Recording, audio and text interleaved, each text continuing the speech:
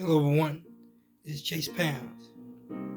In today's video, I'm going to be discussing the issue of what type of Black history is being taught in schools.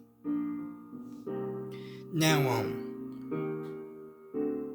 even before I even get into the discussion, in my last video I discussed about the infamous 1921 Black Wall Street massacre.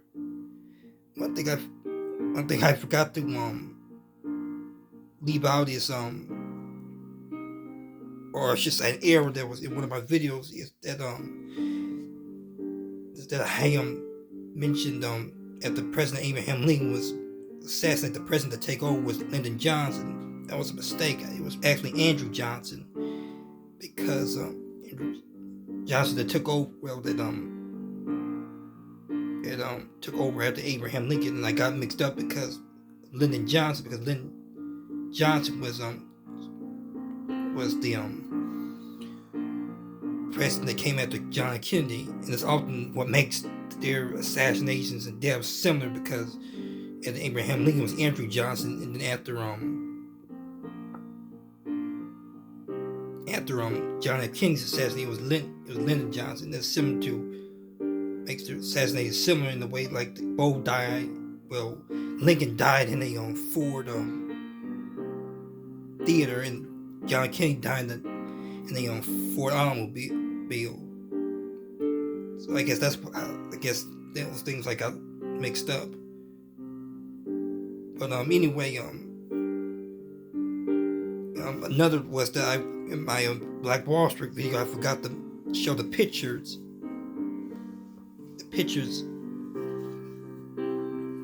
of the massacre. I actually have pictures of them in the calendar, 2008 calendar that is devoted to Black history. It kind of has like on all the days have different events marking Black history.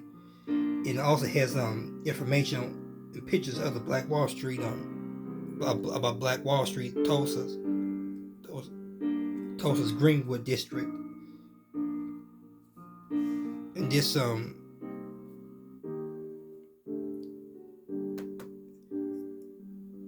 this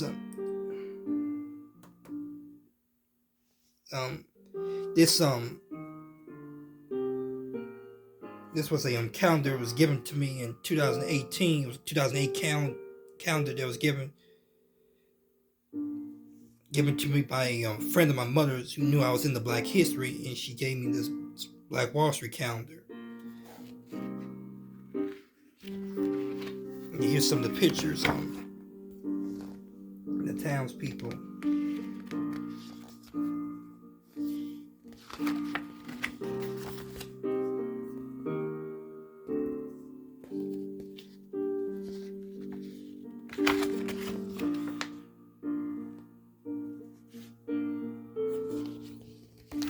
Even here's some pictures of the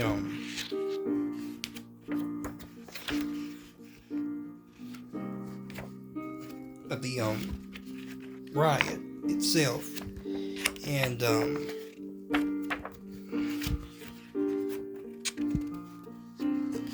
here's the troops coming in the town.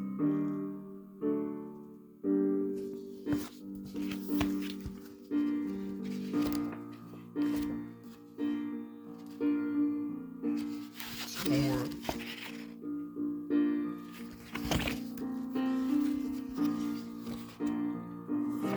This is the town being burned. People in the streets. And they even got some pictures of the aftermath after the riot, what the town looked like after the riot.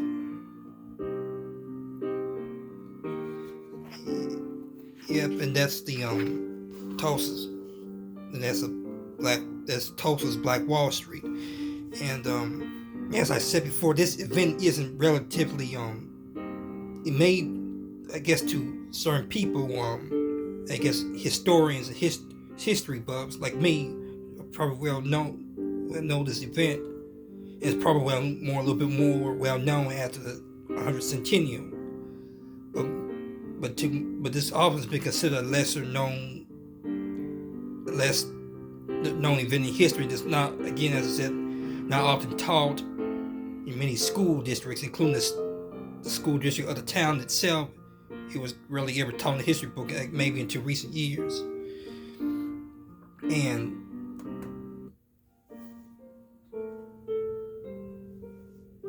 that's why I was getting into the subject. As I mentioned before, I in my Black Wall Street video, that I actually had prior knowledge of this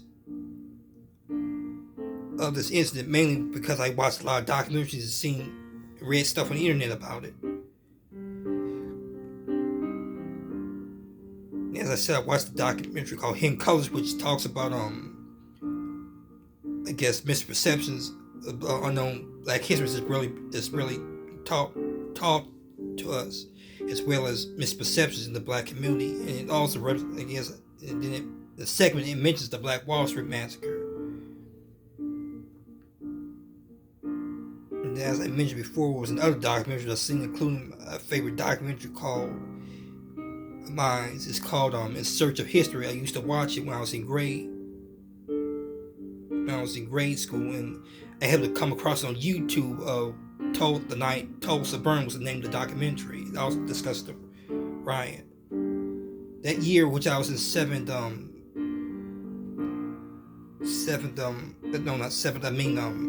my junior year of high school.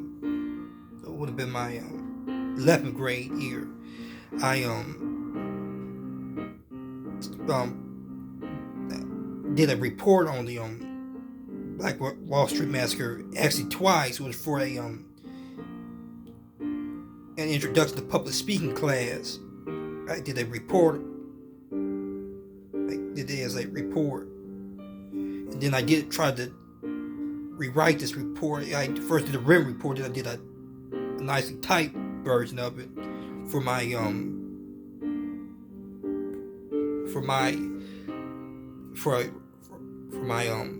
oral Black History program that we have usually every February. I tried auditioning for it, and that was really would have actually been my very first time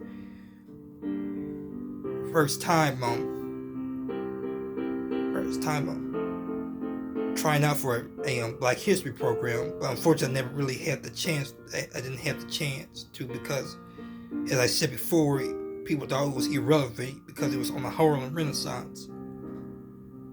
But as it turned out, there was some another story I could have done for this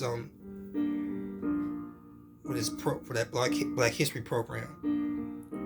But I did actually end up keeping the the type report. I don't know what I did with it now, but at one point I had it, and then I actually reused it again when I was in college. I kind of again did a report,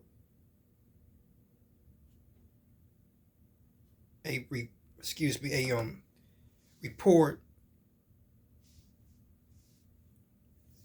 a report. Well, not more like a presentation I did, where I was analyzing all the race riots, known as the Red Summer race riots during World War I, and all the different massacres and race riots, including the East St. Louis riot, which I forgot to mention that one. That also occurred in my hometown, kind of over the river in Illinois. It was known as East St. Louis, and there was a riot in 1917, also during World War I, a couple of years before this Tulsa massacre. And a lot of people in my class did like the presentation I gave over the race riots. Right. Race riot. I got a very good grade in that class I took. It was another public speaking class. So I kind of did different reports and presentations on this subject. So I guess that's why it's such an interesting topic to discuss about. But again, as I said, it's relatively known about to most people. And really, before I was in high school, I had no real knowledge of this incident. When I was all through elementary and middle school, it wasn't something that I was relatively taught, that made me think that most of what I was taught in history was most of the basic things, such as again the like the first Thanksgiving, even with the which was started by the which you also been taught that it was the Pilgrims that started Thanksgiving when they came over to the New World in the Americas, and that's actually false. A false tale of false. I should say a false history lesson, and it's typically taught around fourth grade curriculum, which it was in the fourth grade I was taught the first about the first Thanksgiving in the Pilgrims, the Puritans, the founding of Jamestown, and of course taught about the Constitution, Declaration of Independence, which does all very important stuff to talk about in history. And then when it came to Black history, we talked about we did talk about slavery. We did talk about slavery.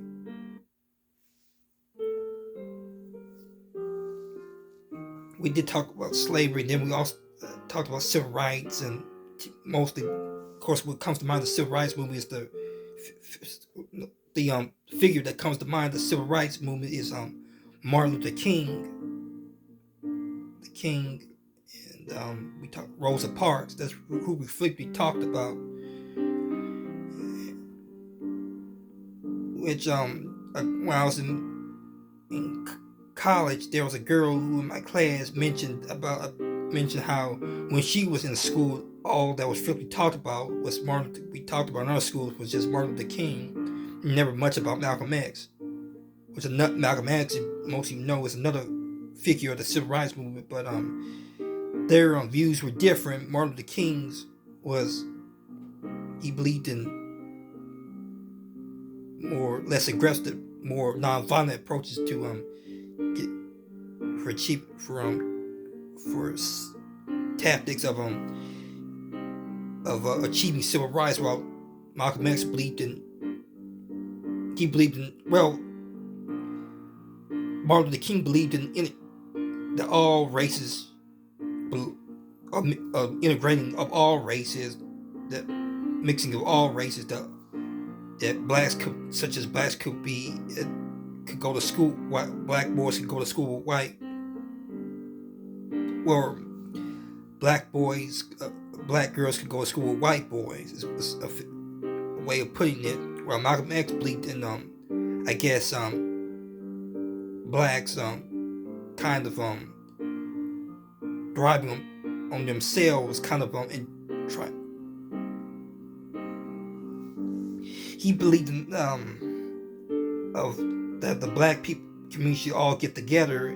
The black community should all get together and thrive and try to stick together. Kind of I should say, staying among their own race, empowering their own race, not trying to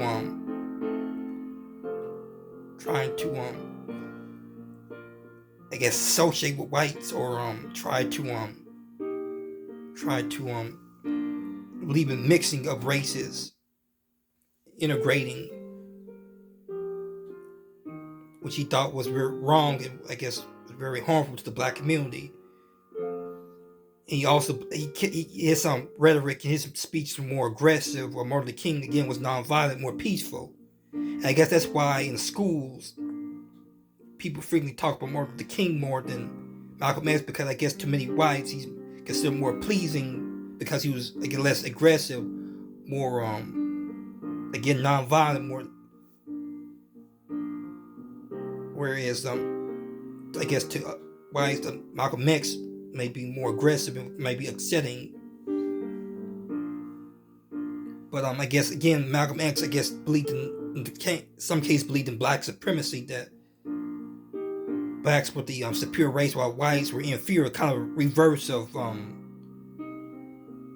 reverse of white supremacy, which prior to that, to Malcolm X's time, whites were always would talk about whites were being superior during such as the Ku Klux Klan. It was always teaching white supremacy and blacks were the inferior. So I guess this was kind of reverse of that, and I guess that kind of set the stage for the Black Power and Black Panther movements of the mid to late '60s.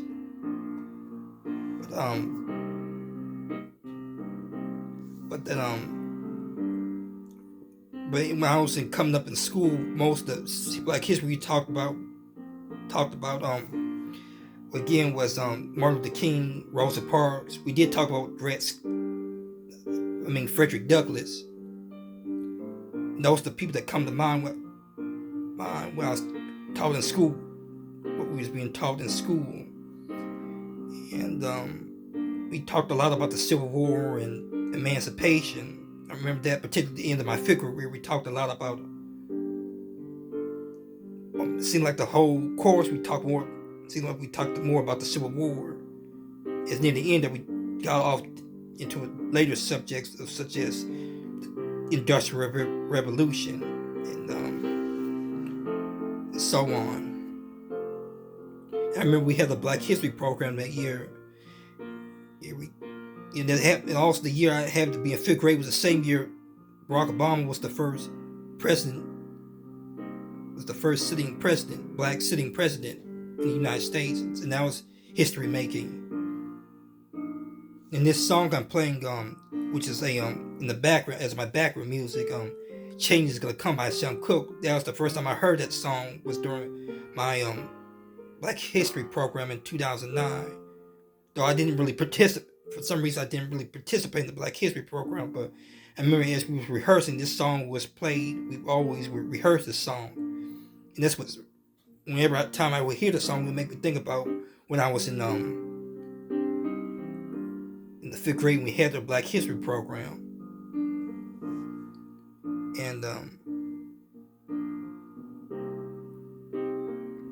at that time, as I said, I was never taught anything about the Black Wall Street massacres or other things that I didn't relatively know about. There's some other things I can't think of that they weren't taught in. But at that time I wasn't.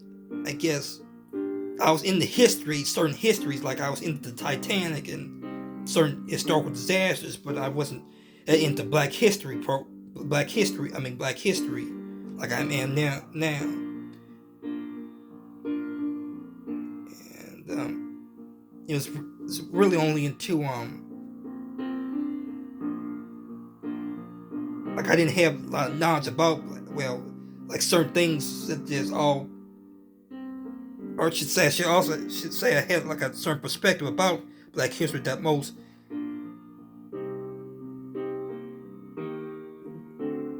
Black history, well, I just wasn't really that into I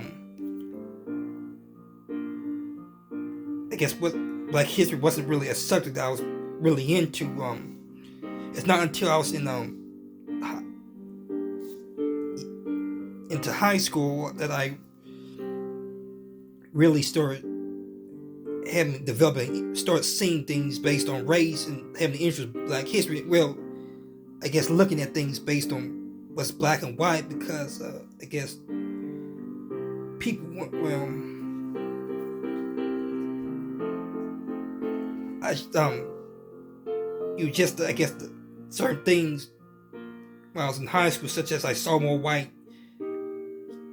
students for the first time. I always had white teachers, but never that many white students. And I thought that was odd. As I got old, I thought that was odd how that was helped, where I was in a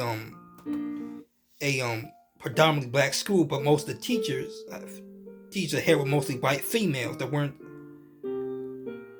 a lot of we would think such as all black teachers, staff members. Though I did have a black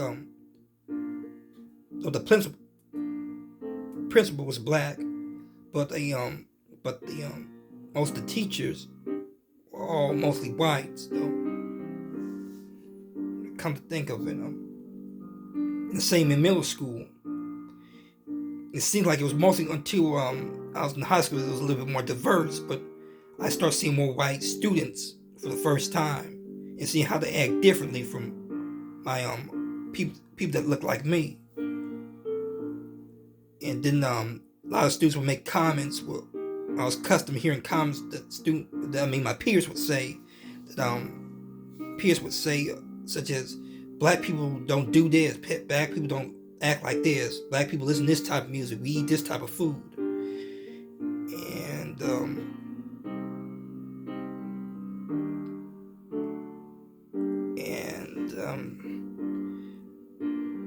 it was actually when I was in church. When I was in high school, a girl in our class would make a comment about the curfew. It was something we got into a conversation about curfew, and she said something about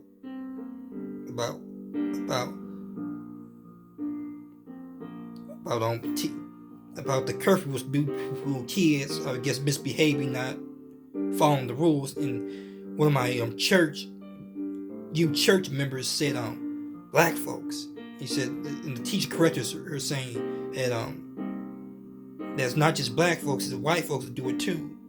So I guess stuff like that stood out. Comments like that stood out. And I also saw a lot more. I started watching a lot more films and movies devoted on a lot of black period historical movies, such as I saw Roots for the first time, and that particularly fascinated me. I thought it was a remarkable story of the how I guess of the story of the ancestor. This was based on a book by Aldous Haley, based on his supposedly ancestry. Though some people argued that Roots is a work of fiction, but it's supposedly based on Aldous Haley's ancestry, like enslaved ancestor who he traces back to the 18th century, who was from Africa and brought here as a slave during the transatlantic slave trade. And it tells a story from his first ancestor that was brought to America all the way up to the end of slavery, emancipation. And I thought that was a unique, interesting story. Then it had a sequel that falls up from emancipation all the way up to his generation, up to him. There was other movies, shows and movies was Queen, which was again about Alex Haley's ancestry, which tells us story of on his mother's side of her ancestry, of his ancestry of his mother, which was a biracial slave, which was played by the great actress Halle Berry. That's another one I watched through high school. I saw new movies that came out, such as they had Django, The Butler, 12 Years a Slave, those 12 Years a Slave, Selma. Then I did a remake of Roots, a made-for-TV remake of Roots on the History Channel.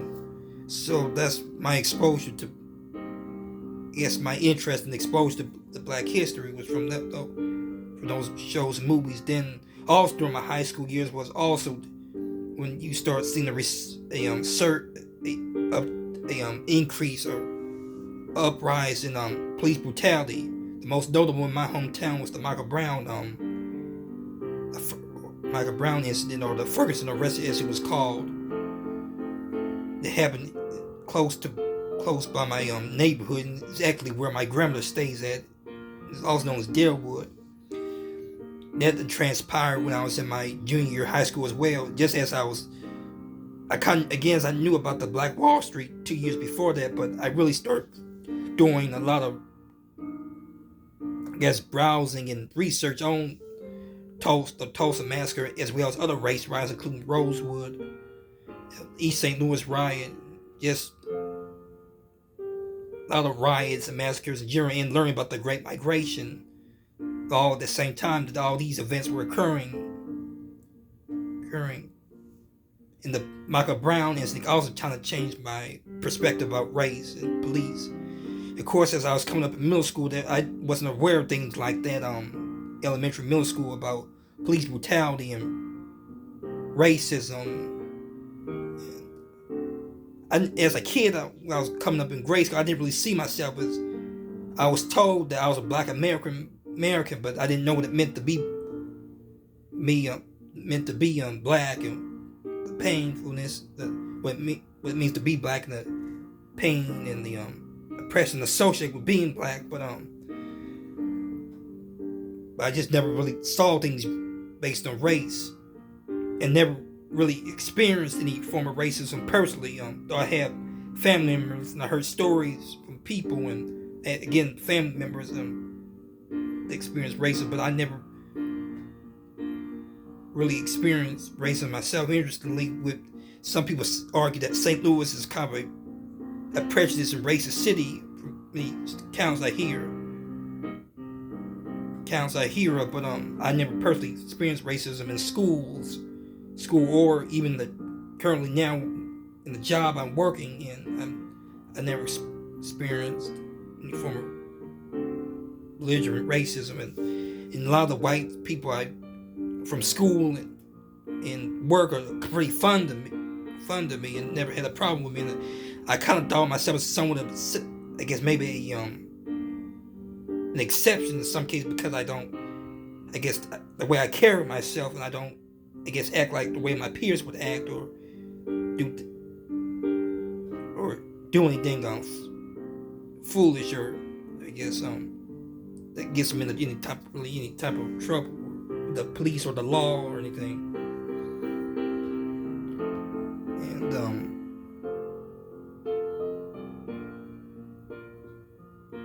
it was I guess those factors that made me see race differently, but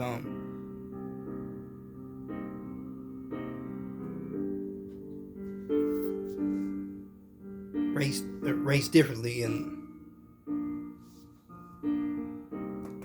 I guess it was those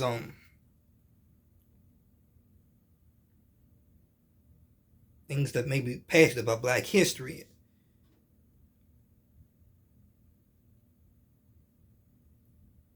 And again, other things that changed my perspective from Roots was free blacks. Before watching Roots, I didn't know there was such a thing as free blacks. Or I just assumed that all black people in America were slaves. It was mostly down south, which I didn't think you had a lot of blacks up north. But blacks were all in the south and were all slaves.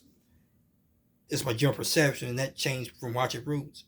And I started learning more about free blacks, the Underground Railroad. Though I remember the Underground Railroad, but I didn't think what it really meant. And some people think that when you hear the word Underground Railroad, they think of a train or a ground subway system. That's not the case.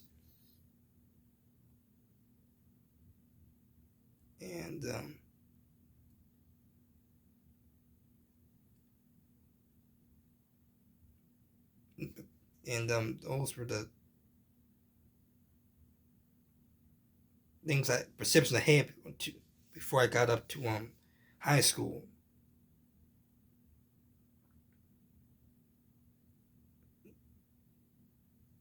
So we were taught the basic things, I guess, in basic Black history events, and when I was in elementary and grade school. Again, Martin Luther King, Rosa Parks, George Washington Carver, Frederick Douglass, but never certain people like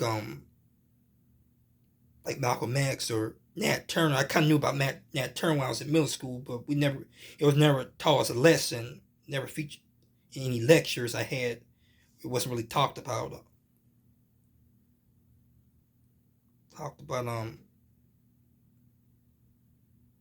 I didn't know about E.B. Du Bois at the time or Booker T. Washington that much. Again, as I said, I wasn't that thoroughly into Black history either. They may have taught it, but I just didn't stand out to me.